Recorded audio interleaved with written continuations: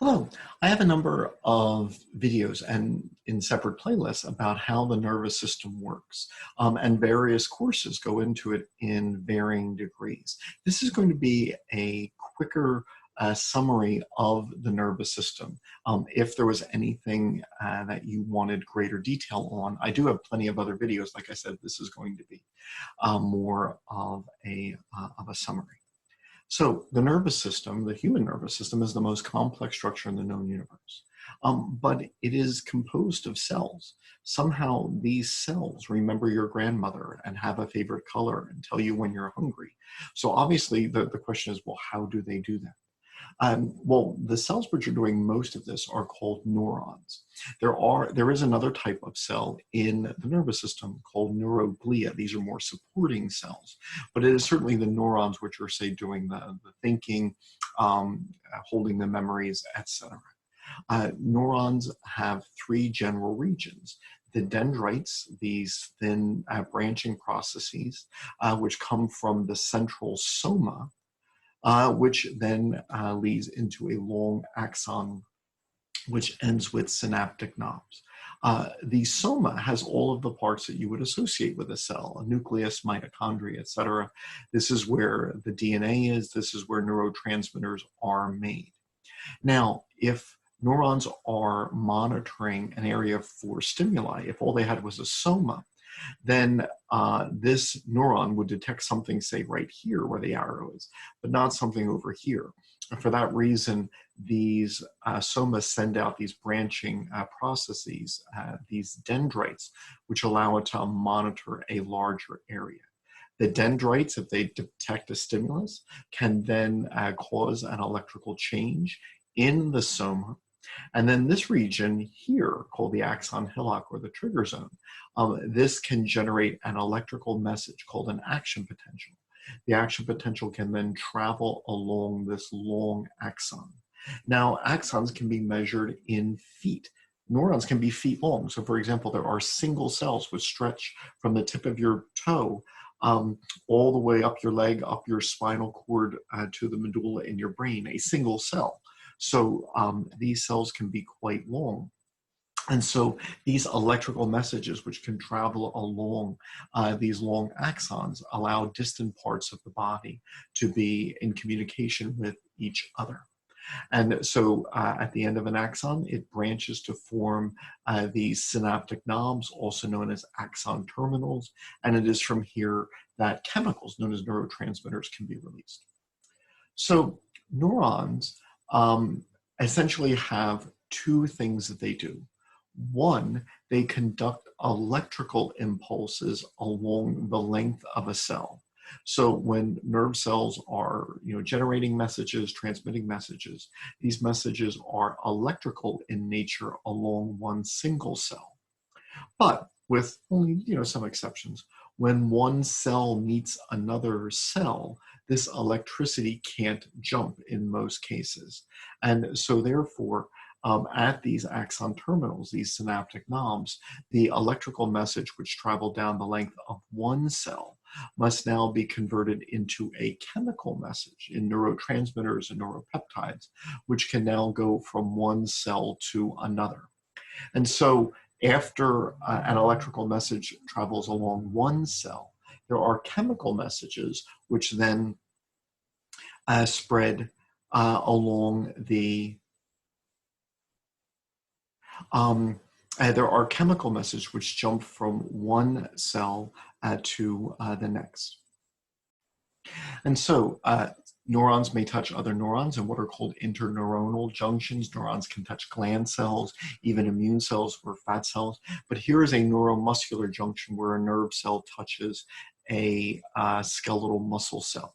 When the electrical message reaches the synaptic knob, it causes neurotransmitters to be released from these vesicles.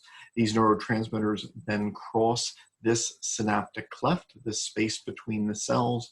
This causes an electrical change over the second cell, a muscle in that case. And so while electrical messages spread along one single cell, chemical messages can then jump at junctions from one cell to to another. Neurons can vary in how quickly messages can be transmitted. So neurons which are narrow and lack these lipid protein masses known as myelin, they are the slowest at transmitting messages. But if an axon is wider, and if those supporting cells, glial cells, then wrap sections of the axon in this lipid protein mix known as myelin, now the electrical message needs to then jump from where these glial cells meet, from node to node, because there's lipid in the mix. Lipids don't conduct electricity very well, and so therefore the message will jump from node to node. And this speeds the message up. So a narrow, unmyelinated axon might transmit a message at, say, 2 miles an hour, but a fat myelinated axon could then transmit a message maybe at 100 times that speed. That's good because some messages are urgent while others are not. Also, if every neuron was fat and myelinated, we wouldn't have room. Our nerves would be the width of garden hoses, and the spinal cord would be as wide as a garbage can. And so the nervous system is made of these cells known as neurons and supporting cells known as neuroglia. They conduct electricity along the length of the cell. And then when one cell touches another, we have a synapse. And at synapses, the neuron, the first cell, sometimes called a presynaptic cell, could then release vesicles of neurotransmitter, things like epinephrine, glutamate, dopamine, serotonin. These chemicals can then cross this space, a synaptic cleft, which can then cause changes in the second cell, including exciting it and causing it to go to an action potential. And so we have nerve cells, which then fuse and form nerves. This way, our periphery can then communicate with the center of the nervous system, our central nervous system, or CNS, composed of our brain and spinal cord. Now, when we look at it under the microscope, we see there are clear colors. Let's start in the spinal cord. So there's what we call gray matter and then white matter. Gray matter has soma in it, and white matter then has axons. Since many of the axons are wrapped in lipid, and lipid has a lighter color, this makes the white matter look lighter. Now, one of the keys to the nervous system is how highly organized it is. So here we see one level of organization in that we have separate gray and white matter. The soma and the axons are separated. But the soma in the dorsal horns, they are processing sensory information. The soma in the ventral horns, they are the sources of motor commands. And so when you decide to move your arm voluntarily, that message started in a soma in the ventral horns. So the gray matter is organized into these clusters of cells known as nuclei. The white matter is organized. And so there are axons here, but the axons can then form bundles and tracks. Some of these are carrying information that is going up, right? So those are ascending tracks carrying sensory information. Your brain doesn't know if something is touching your arm. Your brain doesn't know if your stomach is full. Your brain doesn't know a lot of things about what goes on in your body, so it must be told. And so then the messages which then go up the spinal cord, they are sensory tracks carrying sensory information to the brain. So this posterior column here, that carries touch information. There's different areas for touch from the leg and touch from the arm. These blue tracks are carrying proprioceptor information, telling your brain where your body parts are, so you know if you're on balance, or where your joints are as you plan your next movement. And the spinothalamic tracks in green, they're transmitting information for pain and temperature. And so some of the tracks are ascending and they're organized. So touch is over here, pain and temperature is over here. And then there are other tracks which are carrying descending information going down the spinal cord. So there are tracks which are carrying voluntary muscle commands. Clearly we have voluntary control over our muscle. But like if someone were to slam a door, I could jerk around as a reflex. So there's also involuntary muscle commands which are possible. And there are separate tracks for those. And so one of the keys in all of the nervous system, and here we see it in the spinal cord, is the organization. All right, so it's not just as if all these cells just scatter and do random things. You know, there's a separation of gray and white matter. In the gray matter, different areas have soma performing different tasks. In the white matter, we have ascending tracks, descending tracks, and different kinds of those. Now, the spinal cord is very important. Not only does it relay information to and from the brain, also it can manage some simple responses, which we call reflexes. Reflexes are involuntary. We don't have voluntary control over them. And there are variations, and I have videos on this where there's different types of reflexes. But in general, we perceive something. So whether it be light in the eye or food in the mouth or pain or itch or something is perceived. And this then communicates with a sensory neuron. Sometimes the receptor is the sensory neuron, but another receptor could tell a sensory neuron to then carry a message to the central nervous system. So this sensory neuron comes from, say, your skin and organ, and it comes to the spinal cord, where it synapses, perhaps with what's called an interneuron or an association neuron, one which is going to process the information. And then once the appropriate response is decided on, then another neuron, a motor neuron, can then carry this message out to the periphery. In the periphery, then there's a cell which can perform something which, say, maybe fixes a problem. If my problem is that I'm leaning too far this way, there's a reflex which will bring me back this way. If my problem is that there's food in my mouth, then the response could be to make saliva, for this food. If the stimulus is that there's pain, the response could be a muscle cell pulling a body part away from the painful stimulus. And so there are different kinds of reflexes and some variations on this theme, but in general, reflexes have these 5 steps. Some reflexes occur in the spinal cord, others occur in the brain. Now, being that the brain is so large and complicated, obviously one of the things that we would like to is then break it into regions. To do that, we need to, move this large region of the brain, the cerebrum, in aqua, and then the second largest region, the cerebellum, as well. This green section doesn't seem as big, but as you saw a second ago, it does have these 2 big lateral lobes. So when you look at it at the midsection, you're not seeing its largest view. And so there are 6 regions of the brain. These first 3, the medulla, the pons, and the midbrain, they are often clumped together in what's called the brainstem. Here in green, we have the diencephalon, and then the 2 largest parts of the brain are the cerebrum and the cerebellum. Now, the brainstem has these 3 different regions, and I have different videos that go through them. So, for example, the medulla has our cardiovascular center, our major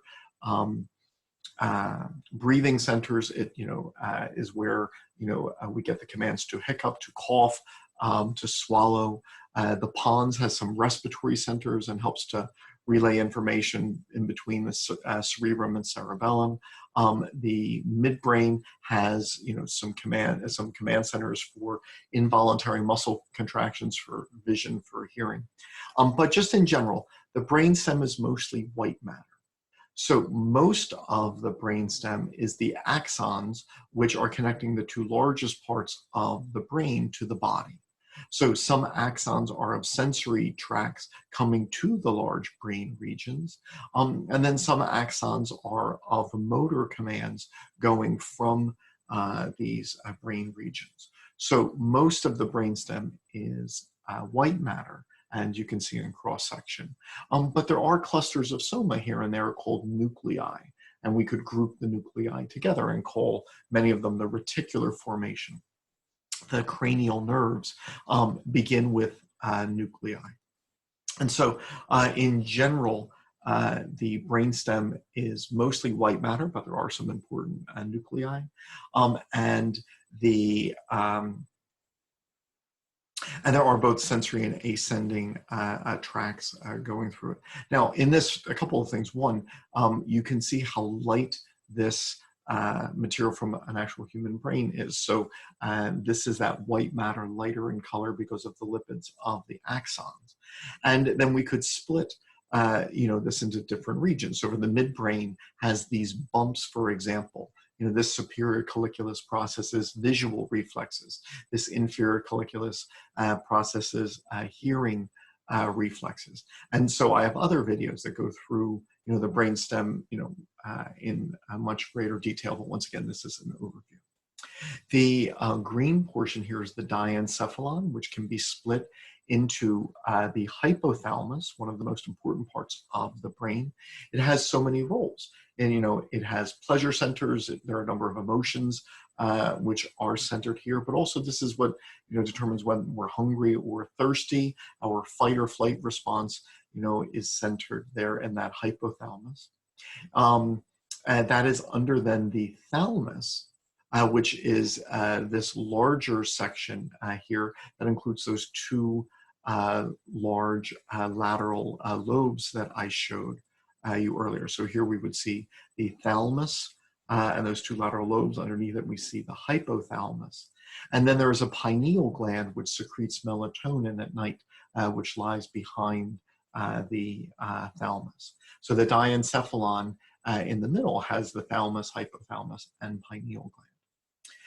Now, many of these areas contribute to emotions and drives, and then collectively, they are called the limbic system.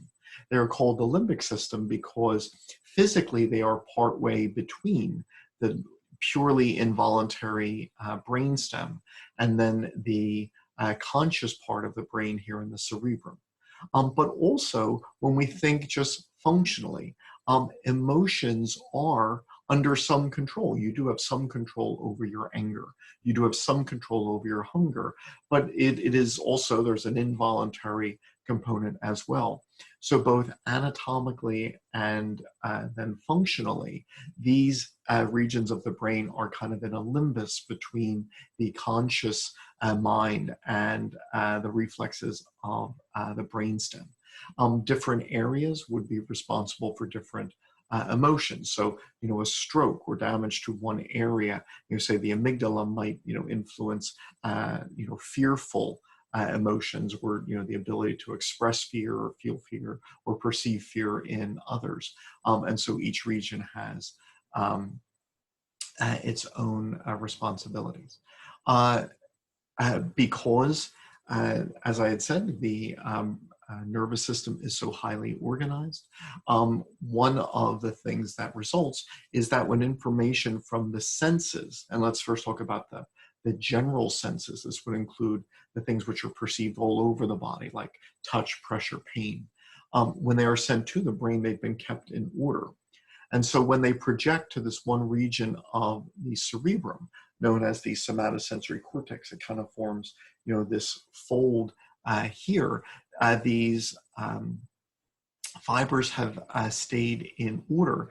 And so therefore, your brain then knows what part of the body was touched, right? Because, your face is perceived here, your leg is perceived there. Your fingers are perceived here. And so when there's electrical activity in this area, the body says, aha, because there's electrical activity being relayed to the hand area. Something must have just touched my hand.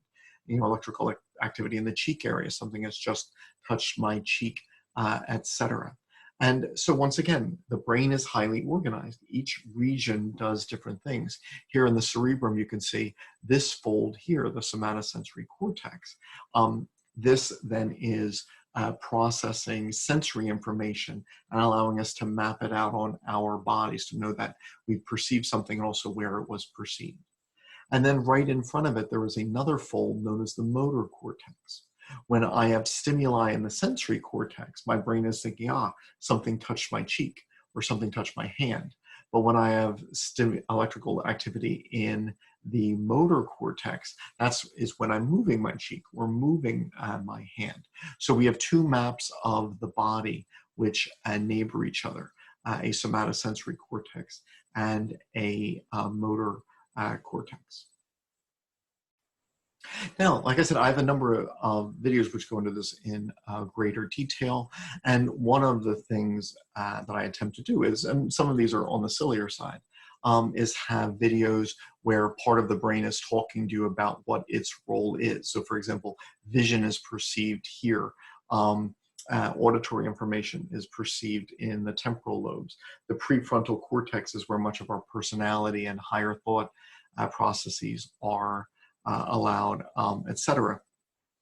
Which is why you can't say that a stroke will have this effect, because a stroke that affects the visual area is different from a stroke that would affect the speech area. And so I have a number of videos on these topics, including some where a zombie has a stroke, and then you have to kind of figure out what part of the brain was damaged based on that. With the motor cortex, the cerebrum can initiate a motor command.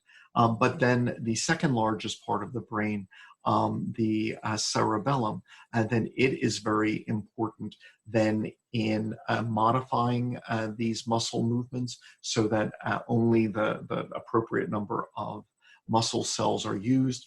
It helps to memorize what muscles will be used next.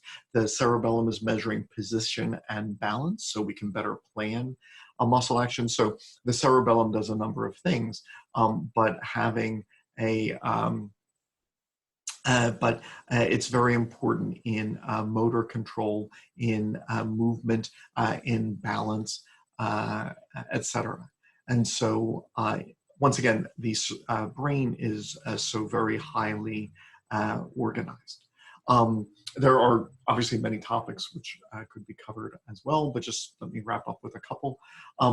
Your nervous system is hollow. It starts as a hollow tube, and it's filled with this fluid called cerebrospinal fluid, or CSF. It is made at very vascular regions known as the choroid plexus, and in the channels which this cerebrospinal fluid passes through, there's a type of glial cell known as ependymal cells which have cilia, which then help to create currents. And so as cerebrospinal fluid passes, it's made at this choroid plexus. It then passes through spaces known as lateral ventricles, into a third ventricle, into a cerebral aqueduct, into the fourth ventricle at the base of the cerebellum. And then from there, it can go throughout to the meninges around the brain, or it can run through the central canal of the spinal cord. So that was the nervous system of embryos, and here in an adult brain, you can see that there are spaces, holes, through which this cerebrospinal fluid passes. This helps to float the brain. It absorbs shock. It helps to regulate the nutrients and ion levels around the brain. But then also there can even be some signals sent throughout the brain. So some brain cells can release signals which then pass through CSF and reach other brain cells. So we have this system through which fluids pass through our neural tissue. Just as with the spinal cord, there were spinal nerves, which carried in sensory information and which carry then motor commands from the spinal cord. And the same is true of the brain. There are cranial nerves, and these are so important that we number them.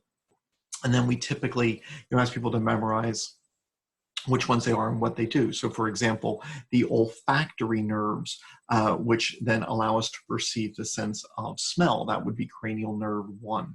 The optic nerves, which come from the retina and then crisscross right before the hypothalamus, this is a cranial nerve 2. So we number them. And one of the reasons that they are given such importance is, let's say that, I fell and I hit my head.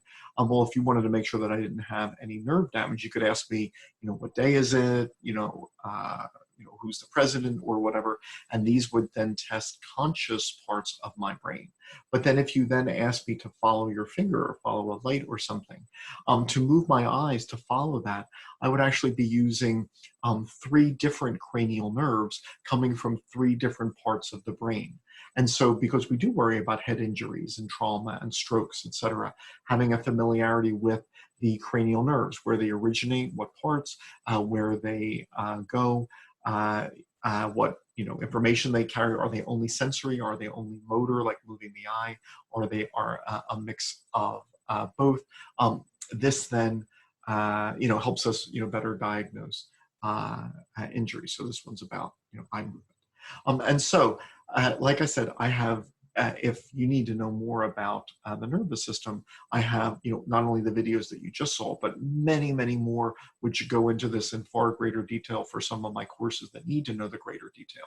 But because many courses don't, this was more of a general overview of some of the major points of the nervous system.